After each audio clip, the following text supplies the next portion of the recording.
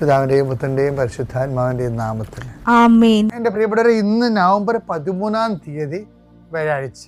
അമ്മേ പരിശുദ്ധ അമ്മേ, അമ്മേ പരിശുദ്ധ ദൈവമാതാവേ, കൃപാസനത്തിലൂടെ ഞങ്ങൾക്കും ഞങ്ങളുടെ ദേശത്തിനും അമ്മ മധ്യസ്ഥം തേടി തന്ന എല്ലാ അനുഗ്രഹങ്ങൾക്കും കൃപകൾക്കും ഞങ്ങളിപ്പോൾ ഹൃദയം നിറഞ്ഞ നന്ദി പറയുന്നു.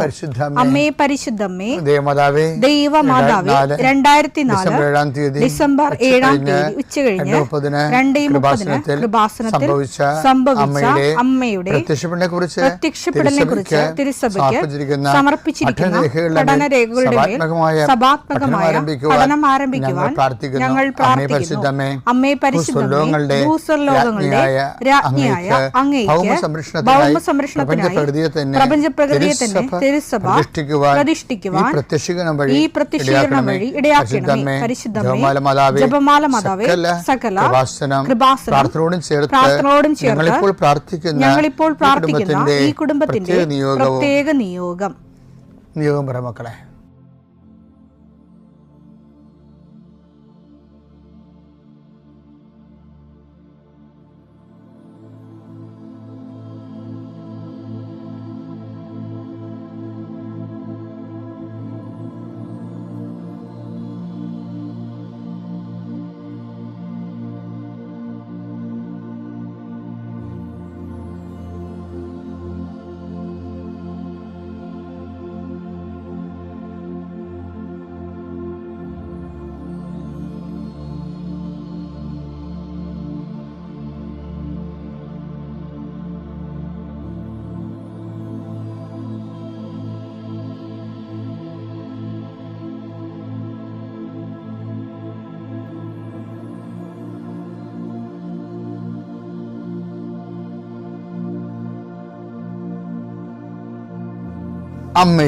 അമ്മയുടെ പ്രത്യക്ഷീകരണത്തിന്റെ ഈ അനുഗ്രഹവേളയിൽ ഞങ്ങൾക്ക് സാധിച്ചു തരുവാൻ കനിയണമേ. ആമേൻ. വിശ്വാസ പ്രമാണം.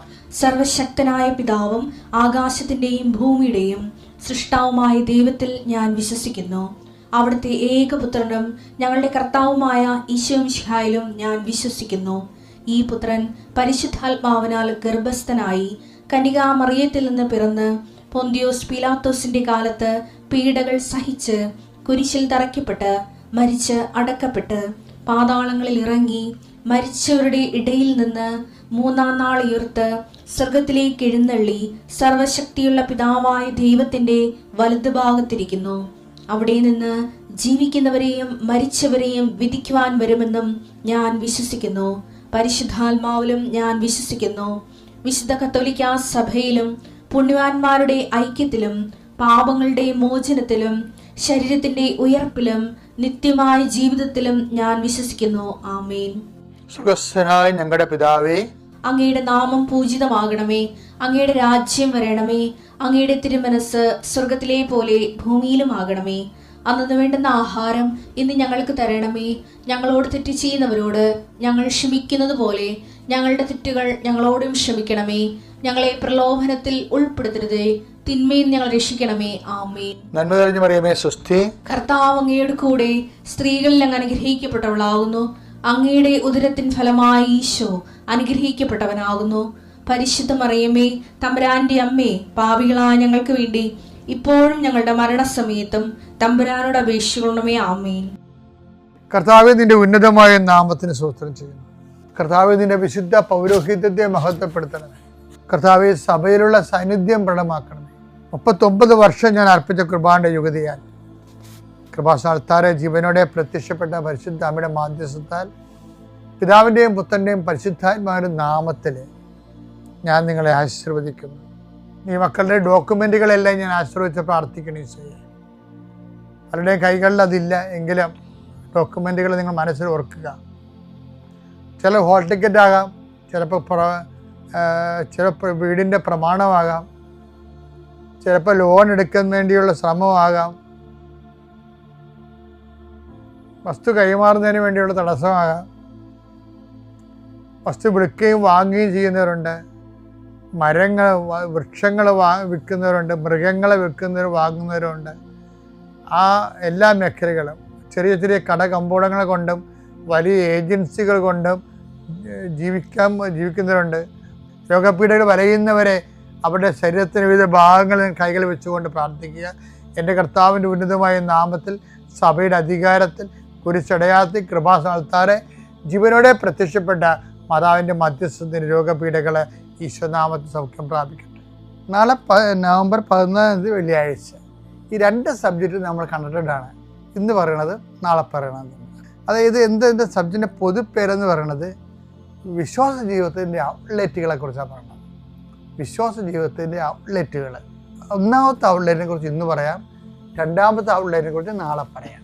ഇന്ന് പറയണത് വിശ്വാസത്തിന് 2 ഔട്ട്ലെറ്റുകളുണ്ട്. ഒരു ഔട്ട്ലെറ്റ് എന്ന് പറഞ്ഞാൽ എന്താണെന്നറിയാമോ? അതായത് ഇപ്പം വേസ്റ്റ് വാട്ടർ ഇല്ലേ, ഭയങ്കര പ്രശ്നമില്ലേ വേസ്റ്റ് മാനേജ്മെൻ്റ് എന്ന് പറയണത്.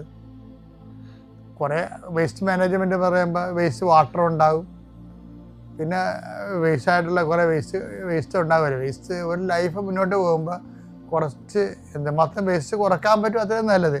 പക്ഷേ എന്നാലും വേസ്റ്റ് ഉണ്ടാകും. വേസ്റ്റ് എന്ന് പറഞ്ഞാൽ എന്താ? ഈ വേസ്റ്റ് ഉണ്ടായിക്കഴിഞ്ഞാൽ നമ്മൾക്ക് വേസ്റ്റിന് ഒരു ചാനൽ വേണം. വേസ്റ്റ് വാട്ടറിൻ്റെ ഇപ്പം മാത്രമല്ല പണ്ട് മുതലേ ഹാരപ്പ മൊഹൻജദാരോ ഒക്കെയുള്ള ആദ്യകാല നാഗരികതയിൽ പോലും വേസ്റ്റ് വാട്ടറിന് പ്രത്യേക സിസ്റ്റം ഉണ്ടായിരുന്നു. അപ്പം അതുപോലെ തന്നെ ജീവിതത്തിലുമുണ്ട്, കുറേ ആത്മീയ ജീവിതത്തിലുണ്ട് വേസ്റ്റ് വാട്ടറിൻ്റെ ഔട്ട്ലെറ്റുകൾ. ആത്മീയ ജീവിതത്തിലുണ്ട്. ആത്മജീവിതത്തിൻ്റെ വേസ്റ്റ് വാട്ടറിൻ്റെ ഔട്ട്ലെറ്റ് എന്ന് പറഞ്ഞാൽ എന്താ? കുറേ കാര്യങ്ങൾ ദൈവത്തിന് വേസ്റ്റായിട്ട് വരും. അത് നമ്മൾ ഒഴുക്കിക്കളയണം, അല്ലെങ്കിൽ അത് കണ്ടാമിനേഷൻ ഉണ്ടാക്കും. വേസ്റ്റ് എന്ന് പറഞ്ഞാൽ എന്ത്? നമുക്ക് വേസ്റ്റല്ലേ, നമുക്ക് വലിയ കാര്യമായിരിക്കും, ദൈവത്തിനകത്ത് വേസ്റ്റ് ആയിരിക്കും. അപ്പോൾ ദൈവത്തിന് വേസ്റ്റായിട്ടുള്ള സംഭവങ്ങളെ കളയുന്നതിനാണ് വേസ്റ്റ് വാട്ടറിങ് എന്ന് പറയുന്നത്. അതിനകത്ത് എന്താണ് നമ്മൾ അതിൻ്റെ അകത്ത് ഒന്നാണ് അനുതാപം എന്ന് പറഞ്ഞ സംഭവം. അനുതാപം എന്ന് പറഞ്ഞാൽ എന്താണ്? ഒരു ഔട്ട്ലെറ്റാണ് ശരിക്കും പറഞ്ഞത്. അനുതപിച്ചില്ലെങ്കിൽ ഈ വേസ്റ്റ് വാട്ടർ എല്ലാം, അതായത് നമ്മൾ ജീവിച്ച് കഴിയുമ്പോൾ ആ അറിഞ്ഞുണ്ടാകുന്ന വേസ്റ്റ് ഉണ്ട്, അറിയാതെ ഉണ്ടാകുന്ന വേസ്റ്റ് ഉണ്ട്. പൊല്യൂഷൻ, അതാണ് വിഷയം. പൊല്യൂഷൻ ഒരു അതിന് ഔട്ട്ലെറ്റ് ഇല്ല എന്നുണ്ടെങ്കിൽ സ്വാഭാവികമായിട്ട് അത് ഭയങ്കരമായിട്ടുള്ള സ്ഫോടനത്തിൻ്റെ ഇരയാകും. രോഗാണുക്കളൊക്കെ പെരുകി വേസ്റ്റ് വാട്ടറൊക്കെ കെട്ടിക്കഴിഞ്ഞാൽ എന്ത് ചെയ്യും? രോഗാണുക്കളൊക്കെ പെരുകി നാശകുടലിയാവും. അതുകൊണ്ടാണ് അതിന് വെച്ചിരിക്കുന്ന ദൈവം വെച്ചിരിക്കുന്ന ഒരു വേസ്റ്റ് വാട്ടർ മാനേജ്മെൻറ്റ് സംവിധാനമാണ് അനുതാപം. അതുകൊണ്ട് അത് ആദ്യമേ തന്നെ ഈശോ പറയും, എന്താണ്? അനുതപിക്കുക.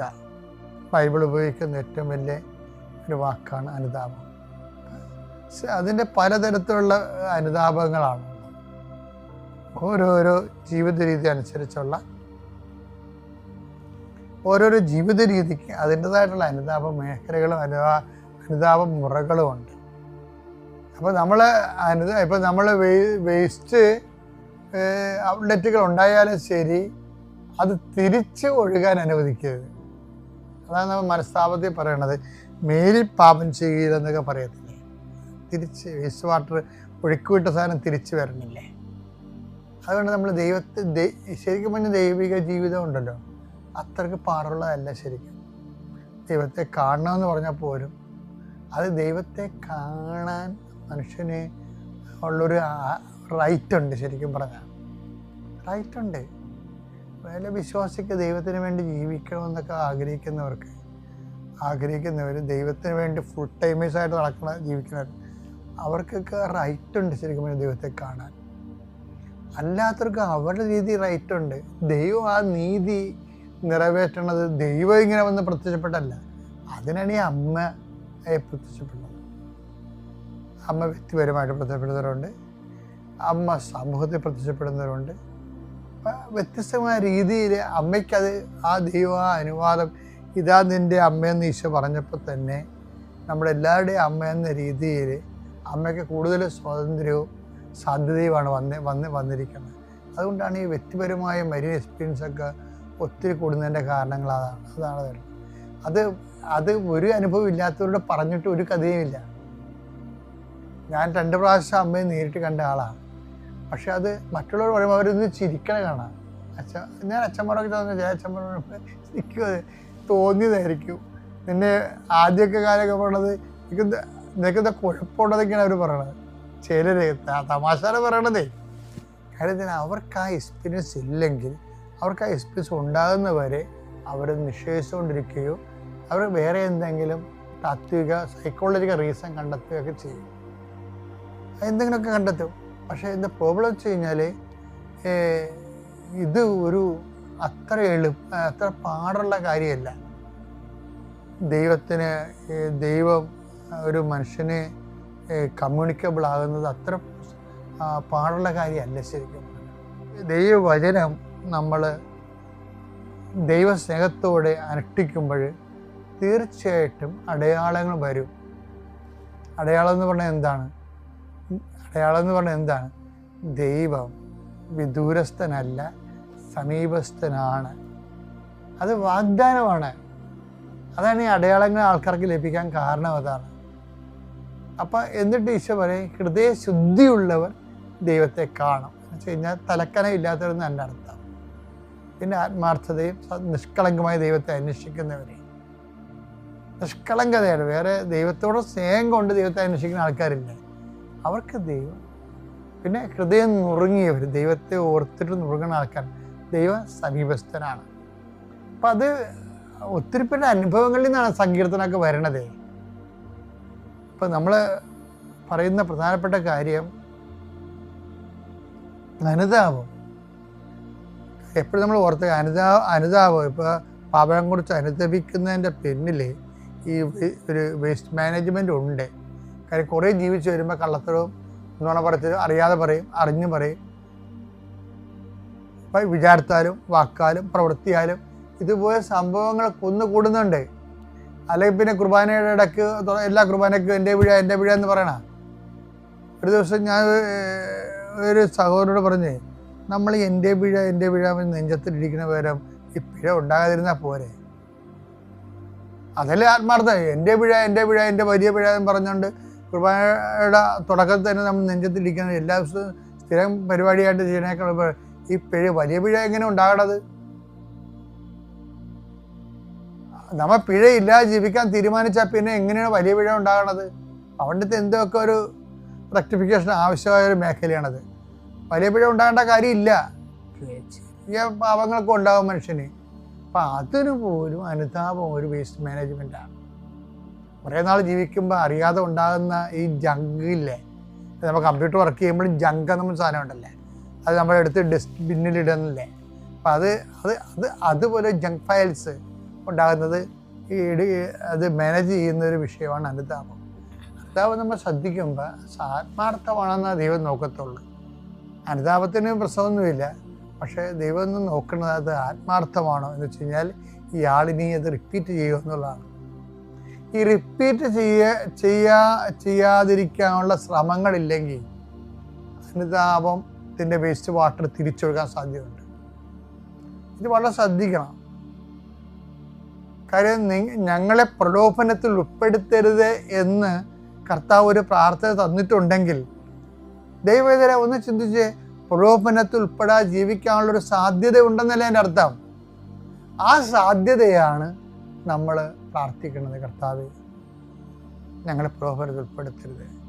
ഇനി ഉൾപ്പെട്ട് പോയാൽ അത് വീണ്ടും റിപ്പീറ്റ് ചെയ്യണമെന്നുണ്ടെങ്കിൽ അത് പരിശുദ്ധാത്മാവിനെതിരായിട്ടുള്ള നമ്മൾ ദൈവത്തോട് പറഞ്ഞതിന് ശേഷം പിന്നെ എല്ലാം വീക്കാണ് എന്നൊരു കാര്യമില്ല.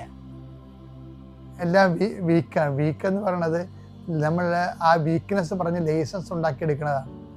അതൊന്നും ആത്മാർത്ഥമായിട്ടുള്ള വിഷയമല്ല. നമ്മൾ അതിന് ബോധപൂർവ്വം ശ്രമിക്കുന്നില്ല എന്നുള്ളതാണ് വിഷയം. ബോധപൂർവ്വം നമ്മൾ ശ്രമിക്കുന്നില്ല. പാപം നൽകുന്ന ഒരു ഔദാര്യം കൈപ്പറ്റിക്കൊണ്ട് പാപത്തിൻ്റെ അടിമയായിട്ട് അടുത്തോടും കൈപ്പറ്റി ജീവിക്കുക എന്നുള്ള മിനിമം പ്രോഗ്രാമും അനുഗ്രഹം അടിച്ചു മാറ്റാൻ വേണ്ടി ദൈവത്തെ ഒരു ഉപാധിയെ കാണിക്കുന്ന ആത്മീയ പാപ്പരത്വത്തിനെ ഒന്നും അനുതാപമായിട്ട് കണക്ഷൻ വരത്തില്ല. അതൊന്നും ശ്രദ്ധിക്കണം. നിങ്ങൾ തീവ്രമായിട്ട് ആഗ്രഹിക്കും ദൈവത്തെ, ബാക്കി എല്ലാം ദൈവം ക്രമീകരിക്കും. അനുതാപമാണ് ഒന്നാമത്തെ ഔട്ട്ലെറ്റ്.